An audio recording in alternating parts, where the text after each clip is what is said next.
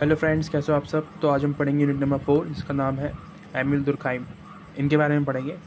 Chapter का नाम कुछ भी नहीं है इसके अंदर, ठीक है। तो इनके कुछ बहुत ज़्यादा पॉपुलर टॉपिक्स हैं, यानी कि श्रम विभाजन, लेबर डिवीज़न, धर्म, आत्महत्या, ठीक है। तो इनके जो ये 4 सिद्धांत हैं इनके बारे में भी पढ़ेंगे। इंट्रोडक्शन पार्ट होगा ये बेसिकली। इसके आगे वाले जो पार्ट होंगे यानी कि चैप्टर नंबर 5 और 6 उसमें हम डिटेल में पढ़ेंगे। जो भी हम यहाँ पे बात करेंगे ना वो आप ध्यान से सुनो, ताकि आपको आने वाले जो चैप्टर्स हैं वो सही से समझ में आ जाए। देखो ये वाला जो है इंट्रोडक्शन लिखा हुआ है यहाँ पे, इनके बारे में जीवन परिचय है, वो आप देख लेना। इंपॉर्टेंट इतना नहीं है ये, एग्ज़ाम में ये नहीं पूछेगा, कभी भी पूछेगा तो यहाँ से। तो सुनो, सबसे पहला जो विचारक के प्रभाव पड़े हैं वो है यथार्थवाद। देखो मैंने बताया था आपको लास्ट चैप्टर में भी कि जो कार्ल मार्क्स है उन पे भी बहुत सारे विचारकों के प्रभाव पड़े हैं, तो वैसे ही ये भी है दुर्खाइम जो है, इन पे भी बहुत सारे विचारकों के प्रभाव हैं, ठीक है। जिसकी वजह से इन्होंने जो है अपना ये जो समाजशास्त्री वाला रूप है ये अपनाया है, ठीक है। इन्होंने भी जो है चीज़ों के बारे में रिसर्च करी है और अपने हिसाब से उन चीज़ों को यूज़ करा है। सबसे पहला विचार है आपके सामने सामाजिक यथार्थवाद। तो ये सिद्धांत है, ये किसी और सिद्धांतवादियों के हैं, ठीक है, पर जो कार्ल मार्क्स जो दुर्खाइम है वो इससे बहुत ज़्यादा प्रभावित है। इसके अंदर क्या होता है यथार्थवाद के अंदर, या साइड में लिखा भी हुआ है, यानी कि किसी घटना का जो के त्यों विवरण करना, यानी कि जो भी आपने देखा है ना उसको एज इट इज़ पेस्ट कर देना कहीं पे, ठीक है।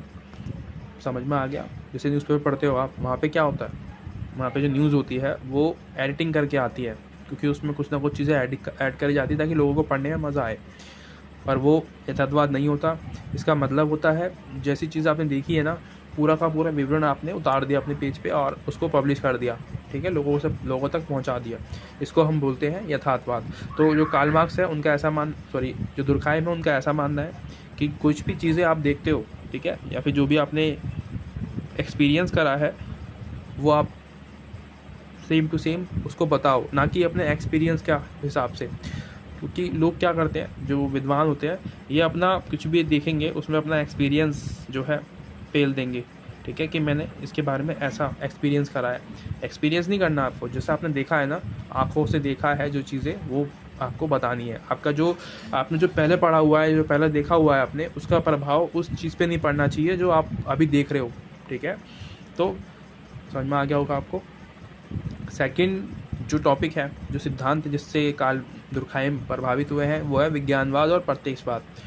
तो विज्ञानवाद का मतलब इससे पहले हम जानते हैं प्रत्यक्षवाद क्या होता है। प्रत्यक्षवाद जैसे मैंने बताया आपको, जैसा आप देखते हो वैसा ही विवरण करना है आपको, ठीक है, इसको बोलते हैं प्रत्यक्षवाद। प्रत्यक्षवाद में क्या होता है, आप प्रेजेंट में कुछ भी चीज़ देख रहे हो उसको आप प्रेजेंट कर सकते हो, ठीक है, आँखों से देख के, है ना। अब तो वीडियो बना सकते हैं आप इजीली, पर उस चीज़ का क्या, जब हम इतिहास में जाके देखें उस चीज़ को, क्योंकि हम वहाँ पे जो है हमारे पास कोई मशीन तो है नहीं कि हम इतिहास में जाके जो है रिसर्च कर सकते हैं, आंखों से देख सकते हैं। तो उसके लिए प्रत्यक्षवाद की जगह हमने यूज़ करा विज्ञानवाद, क्योंकि उन चीज़ों को जिनको हम देख नहीं सकते उसके लिए हम विज्ञानवाद यूज़ करते हैं, ठीक है। जैसे साइंटिस्ट होते हैं ना, हमारी बॉडी के अंदर जो कीटाणु होते हैं, जो वायरसेस होते हैं, उनको कैसे चेक करते हैं, विज्ञान से चेक करते हैं, साइंस यूज़ करते हैं वहाँ पे, ठीक है। तो इनका मानना है कि जो चीज़ें हम देख नहीं सकते उसको हम विज्ञान से जो है दिखा सकते हैं, बता सकते हैं कि ये ऐसे हुआ होगा, ठीक है। तो हो गया, ये वाला भी आसान है, समझ में आया होगा आपको। तीसरा आता है विचार सिद्धांतों का किसी और समाजशास्त्री का, जो कह रहे हैं प्रकार्यवाद के बारे में, ठीक है। प्रकार्यवाद मतलब, अब ये कह रहे हैं प्रकार्यवाद क्या होता है, जैसे कि हमारी एक बॉडी है, ठीक है, हमारा मानव शरीर है वो एक समाज है, हमारा जो मानव शरीर है वो एक समाज की तरह है, सोसाइटी है, और उसके अंदर जो लोग हैं, समाज के अंदर जो लोग होते हैं वो क्या है, बॉडी के अंदर जो हमारे ऑर्गन्स होते हैं, यानी कि आप हार्ट ले लो, ठीक है, ब्लड ले लो, और फेफड़ा, किडनी, जो भी है, ये सारी चीज़ें क्या है, उसका पार्ट है।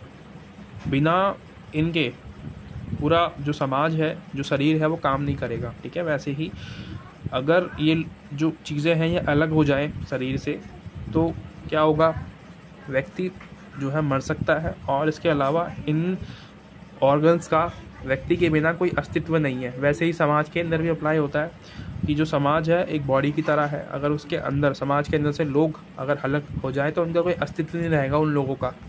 ठीक है, तो ये हो गया, इस पे भी जो है प्रभावित है बहुत ज़्यादा अपने दुर्खाइम।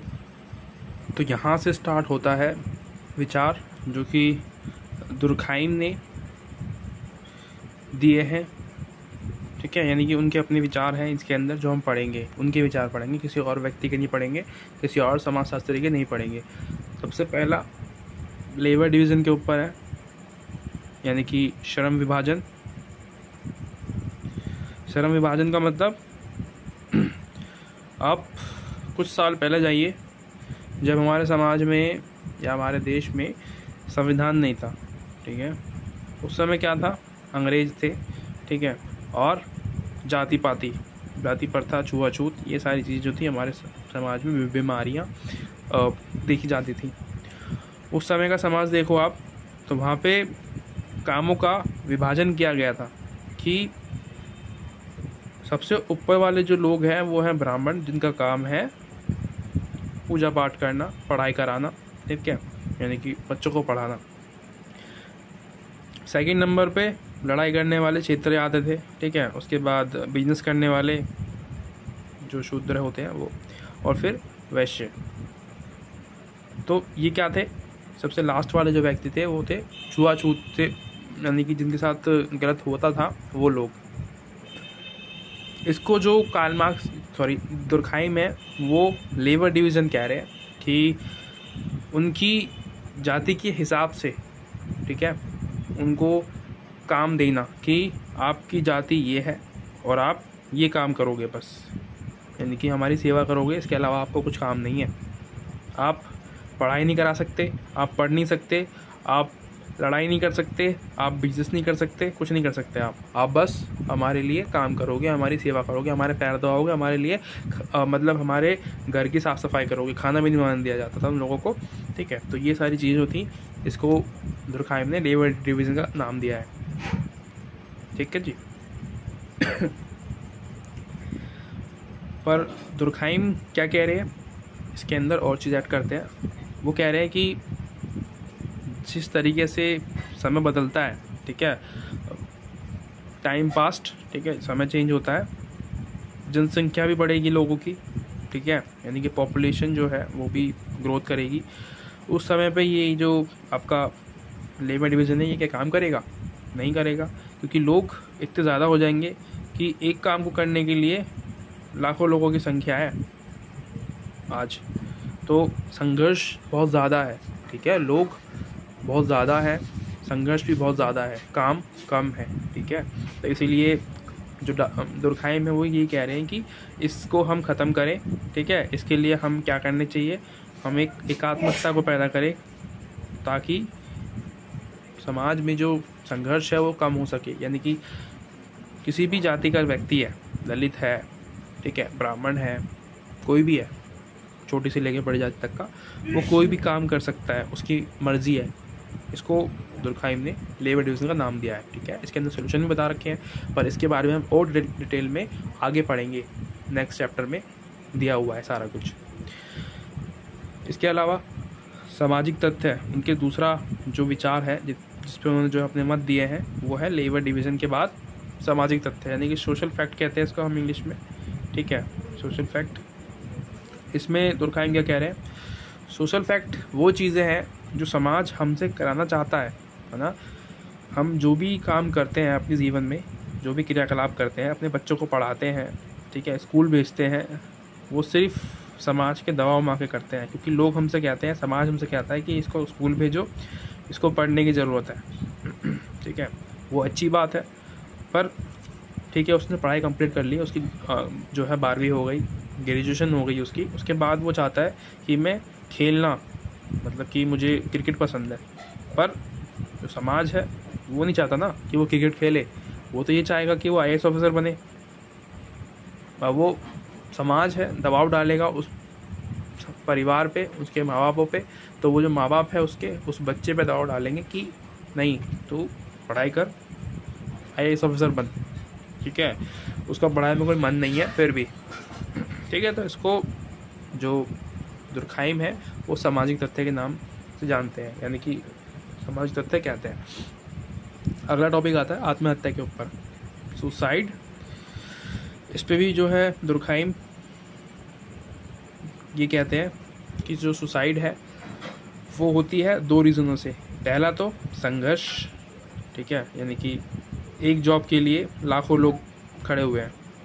दूसरी चीज़, परिवार के अंदर जो संबंध थे ना, जो प्यार था वो ख़त्म हो चुका है, ठीक है, जिसकी वजह से जो लोग हैं, जो बच्चे हैं, वो आज सुसाइड करते हैं, क्योंकि अपना जो मन की जो भड़ास है वो लोग निकाल नहीं पाते, ठीक है। तो देखो कहाँ निकालेगा व्यक्ति, या तो अपनी फैमिली के सामने निकालेगा या फिर उसकी गर्लफ्रेंड होगी, ठीक है, यानी कि कोई भी व्यक्ति या दोस्त होगा उसका। पर आजकल ना ये संबंध जो है ख़त्म हो गए हैं, कोई किसी के पास बैठना नहीं चाहता, ठीक है। तो ये भी रीज़न है, पहला तो परिवार, और दूसरा है संघर्ष, कि इतनी सारी जॉब के मतलब इतने सारे लोग हैं लेकिन जॉब है सिर्फ नंबर्स में, गिनी चुनी जॉब है, और जो लोग हैं वो अनगिनत हैं, ठीक है। तो इसको जो है दुर्खाइम सुसाइड कहते हैं कि इस वजह से सुसाइड होती है। अगला है धर्म और समाज की अभिव्यक्ति। दुर्खाइम कहते हैं कि अगर हमें किसी समाज को समझना है ना, समाज को समझने के लिए हमें उस समाज के धर्म को समझना पड़ेगा, कि उस धर्म के जो लोग हैं उनकी मान्यताएं क्या हैं, उनकी क्या सोच है, किस विचार में, कि उनकी थिंकिंग क्या है टॉपिक्स पे, वो वुमेंस के बारे में क्या सोचते हैं, वो जो पिछड़े हुए लोग हैं, छोटी जाति के लोग हैं, उनके बारे में क्या सोचते हैं, ठीक है। तो ये क्या है, धर्म बताता है हमें कि उस समाज के जो लोग हैं उनकी सोच कैसी है, और उन्होंने जो है इस चीज़ को 2 तरीके से समझने की कोशिश किया। मैंने पहला बताया आपको मान्यता, ठीक है, कि उनकी सोच दिखेगी उससे कि धर्म कैसा है। देखो अगर आप किसी व्यक्ति से बात करते हो तो बात जब करोगे तो उसके अंदर क्या है, जो मान्यताएं हैं वो आपको दिखाई देगी, यानी कि उससे पता चलेगा कि उस व्यक्ति का धर्म क्या है। फॉर एग्ज़ाम्पल वो अल्लाह के बारे में बात करेगा तो वो क्या है, मुसलमान है। अगर वो भगवान के बारे में बात करेगा, ईश्वर के बारे में बात करेगा, तो वो हिंदू है। इस तरीके से इसको हम समझ सकते हैं, इसी तरीके से तो इसको कह रहे हैं। और एक होता है कर्मकांड, यहाँ पे वर्ड आएगा कर्मकांड। कार्ल मार्क्स कह रहे हैं कि धर्म मतलब उनका मानना था कि धर्म मान्यताओं और कर्मकांडों से मिलकर बना है, यानी कि 2 चीज़, एक तो मान्यताएं हैं और दूसरा कर्मकांड, यानी कि जो व्यक्ति जो काम करता है ना उससे उसका धर्म दिखाई देगा। यानी कि अगर आप प्याज लहसुन नहीं खाते, ठीक है, सादी सब्जी खाते हो तो आप हिंदू हो, अदरवाइज़ आप अगर मांस खाते हो तो आप मुसलमान हो। तो इस तरीके से डिवीज़न जो है होता है। तो समझने के लिए समाज को धर्म का हम सहारा ले सकते हैं, ऐसा दुर्खाइम कहते हैं। लास्ट टॉपिक आता है हमारा सामूहिक चेतना के ऊपर। इसमें भी वही चीज़ें हैं जो आप पीछे पढ़ते हुए आ रहे हो, कि जो व्यक्ति के जो विचार होते हैं वो उसके समाज पे डिपेंड करते हैं कि उसका समाज कैसा है। अगर आप किसी व्यक्ति से बात करोगे तो आप समझ जाओगे कि उसका समाज किस तरीके का होगा, ठीक है। जैसे कि एक व्यक्ति तो ए है और दूसरा व्यक्ति है बी, ठीक है। तो यहाँ 2 व्यक्ति है, एक व्यक्ति का जो समाज है वो वुमेंस को सपोर्ट नहीं करता, वो चाहता है कि वुमेंस जो है सिर्फ उपभोग की वस्तु है, उनको इस्तेमाल करना चाहिए, उनका बाहर जाना अवैध है, ठीक नहीं है। दूसरा जो समाज है वो कहता है कि नहीं, वुमेंस को जाना चाहिए, जो वो करना चाहती है वो करना चाहिए। तो इससे क्या पता चलेगा, 2 व्यक्ति है, इनकी सोच से पता चलेगा इनका समाज कैसा है, इनका परिवार कैसा है, ठीक है। तो समाज और परिवार को समझने के लिए हम इन चीज़ों का यूज़ कर सकते हैं, ऐसा दुर्खाइम का मानना है। तो ये तो हो गया एक इंट्रोडक्शन पार्ट। इसके अलावा हम जो आगे वीडियो लाएंगे वो होगा डिटेल के अंदर, ठीक है। कोशिश करेंगे जितना अच्छा समझा सकें उतना अच्छा समझाने की कोशिश करेंगे हम आपको, ठीक है। मिलते हैं अगली वीडियो में।